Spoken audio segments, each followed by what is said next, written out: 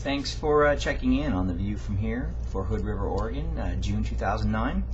Last month, early part of the month, things started picking up. Interest rates were down. Some of the early price reductions that were occurring, got a few through. Still had some technical difficulties in the appraisal consistency area. And suddenly there was a spike in interest rates. So the spike in interest rates caused a real slowdown in the mortgage and the purchasing activity, primarily because values are so closely tied to the ability to make a payment that when the interest rate goes up, the price acts in a inverse manner, so it goes down. That's proven to be a little bit difficult. That and the ability to actually lock a rate has been very, very challenging for people in the marketplace. So as we go into what's probably the peak of the sell season for the next 3 weeks, 4 weeks, we're starting to see people who are doing sort of, I refer to them as a preemptive price reduction.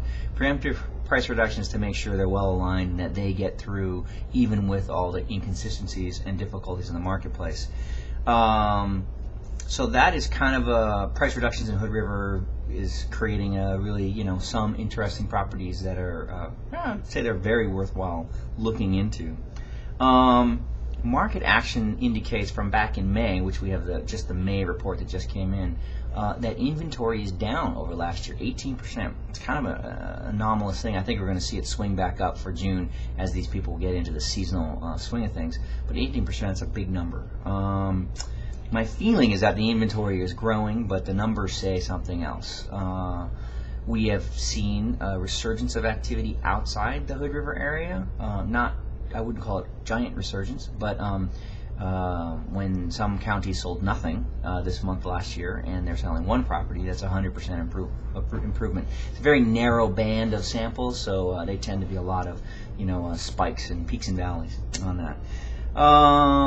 The average price has dropped in Hood River County and the region. On the surface, that looks like a larger market trend, but back to the comment of small sample base, what we're seeing is this sort of spectrum shift down to easy FHA qualifying type properties. So we're seeing sort of 150 to 300 price range. Getting over 350 starts to turn into that we start to see sort of transaction friction causing these deals to sort of peel apart. Interestingly, you jump way out above that 600, 700, 800 range, you get people who are very equity heavy, who are sellers, and they received a property that was fully paid off. They're able to offer owner financing. So we're seeing two areas that are very, very far apart from each other. Big, big dead zone in the middle of the market. Listings, yeah, that's about it. It's going to be a choppy summer, but generally real positive about it. We're just, wake up in the morning, get to work, and make it happen, and go kiting in the afternoon. So that's it for this month. We'll talk to you in July.